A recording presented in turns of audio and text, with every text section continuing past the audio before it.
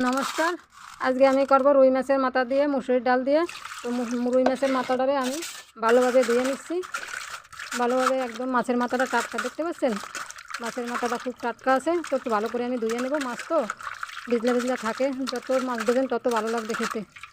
তো দাদা, ভাই, বোন, বৌদি যে যেখানে আছেন সবাই আমার সাথে থাকুন, দেখতে থাকুন কীভাবে রুই মাছের মাথাটাকে আমি ধুয়ে নিই। এই দেখুন, আর একবার ধুয়ে নিচ্ছি, আরও আগে 2-3 বার ধুইছি। এই যে এবার ভালো করে ধুয়ে মাছের মাথাটাকে আমি তুলে নেব। আবার এই মাছের মাথার যে ফুলকিটা অংশটা, ফুল অংশটাকে কিন্তু আমি ফেলে দিচ্ছি। আপনারা চাইলে রাখতেও পারবেন, এবার ফেলতেও পারবেন, আপনাদের খুশি সেটা। তো সাথে থাকুন, সাথে থাকলে খুবই ভালো লাগে। আপনারা সাথে না থাকলে ভালো লাগে না, লাইভে আসতে ইচ্ছা করে না। আপনারা যদি সাথে থাকেন লাইভে আসতে খুবই ভালো লাগে। কী আর বলে বুঝাবো আপনাদের, কতটা যে ভালো লাগে সে বুঝাতে পারবো না। তো মাছের মাথা ধুয়ে নিলাম, মাছের মাথা ধোয়া রেডি। চলুন আমি সাধনা রান্না করে যাই। দেখুন সবাই মিলে রান্না করি, চলুন। দেখুন রান্না করে আসলাম। কড়াইতে আমি একটু তেল দিয়ে দিলাম, হালকা দিলাম, বেশি না। এখন আমি এই যে ডালটা আগে থাকতে আমি ধুয়ে রেখেছিলাম, জলটা ঝরে গেছে, হালকা ধোয়া দিয়েছি যাতে ডালটা নরম না হয়। এখন আমি ডালটা কড়াইতে তেল গরম হয়েছে এর ভিতরে দিয়ে দেবো সম্পূর্ণ ডালটা। দিয়ে এবার আমি ডালটাকে তেলের সাহায্যে ভেজে নেব, সুন্দর করে ভেজে নেব। সুন্দর করে ভাজলে কী হবে বলেন তো, ডালটা অন্যরকম একটা সেন্ট আসবে, খেতে খুবই সুস্বাদু হবে। জানি না আপনারা এরকম রান্না করেন কি না, যদি রান্না করেন কমেন্ট করে জানাবেন। নয়তো আপনারা কোনরকম রান্না করেন মাছ দিয়ে ডাল দিয়ে কমেন্ট করে জানাবেন। আপনাদের মতন একটু রান্না করবো, খেয়ে দেখবেন। তো দেখতে থাকুন। তেলটা একটু বেশি দেওয়া হয়ে গেছে, আপনারা চাইলে আরও কম তেল দিতে পারবেন। আমার তেলটা একটু বেশি পড়ে গেছে। তো আমার ডাল ভাজা প্রায় হয়ে এসছে। আমি এখন পরিমাণ মতন ডালে জল দিয়ে দেবো, সেদ্ধ জল ঢেলে দিলাম। এখন আমি ডালের ভিতরে 2টো কাঁচা লঙ্কা ধুয়ে রেখেছি, সেই ছিঁড়ে দিলাম। আমার ডাল সেদ্ধ হয়ে গেছে। আমি হাতা দিয়ে এখন এটা একটু ভালো করে মিশিয়ে নেব। ডাল কিন্তু একদম আমার মুমের মতন গলে গেছে, খুব সুন্দর জমে গেছে ডাল, দেখুন।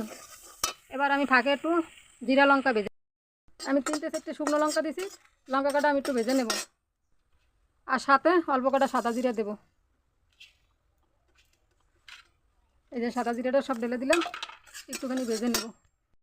দেখুন আমার লঙ্কা জিরাটা ভাজা হয়ে গেছে। এখন আমি এটা ঢেলে নেব। ঢেলে নিলাম লঙ্কা জিরা, আর এর সাথে মিলিয়ে দিচ্ছি একটুখানি আদা বেটে নেব। ডালটা আমি ভালো করে মিশিয়ে নেব।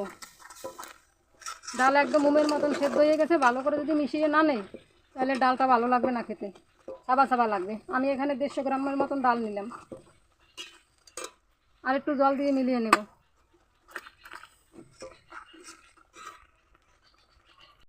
দেখুন আমার ডাল গোটা কিন্তু একদম সুন্দর করে হয়ে গেছে, ডাল মেলানো। এবারে আমি পরিমাণ মতন জল ঢেলে দেবো ডালে। পরিমাণ মতন জল দিয়ে ঢেলে দিলাম। এবারে আমি একটুখানি নাড়িয়ে চাড়িয়ে দেখবো। মাথাটা ভাজার জন্য আমি হালকা একটুখানি হলুদ দিয়ে দেবো, হালকা একটু নুন মিলিয়ে নিলাম, ভালো করে মাখিয়ে জুখিয়ে নেব।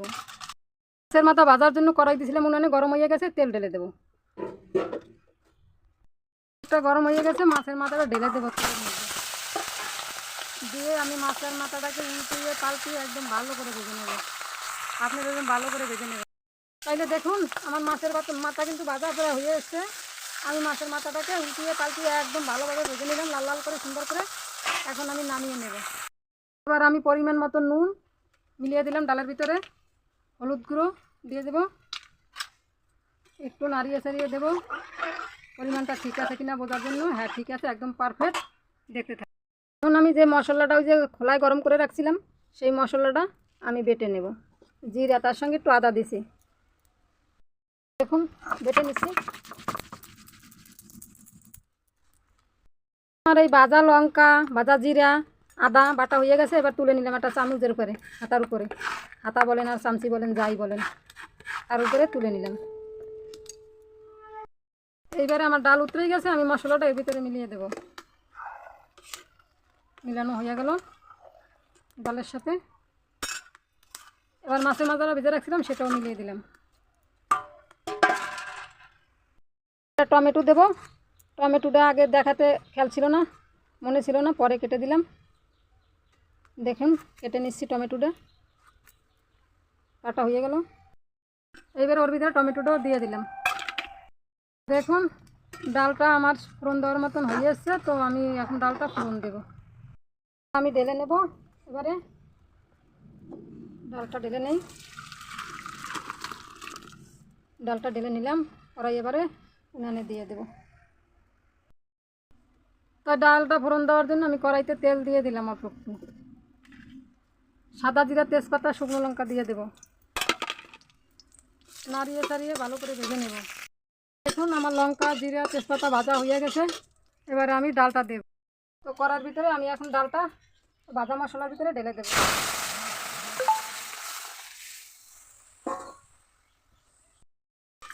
তো বন্ধুরা, আমার ডাল প্রায় হয়ে এসছে।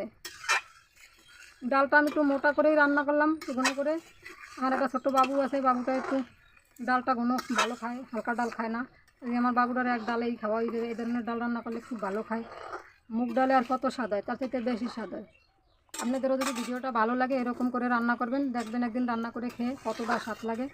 তো আমার ডালটা প্রায় হয়ে এসেছে, আমি এখন নামিয়ে নেব। দেখুন দেখুন আমি ডালটা নামিয়ে নেব। এবার বন্ধুরা, আমি আবার সাঁড়াশি দিয়ে ভালো ধরতে পারি না, ভয় লাগে, তাই আমি একটা কাপড়ের সাহায্যে ধরি কড়াইটা। ডাল নামিয়ে নিলাম।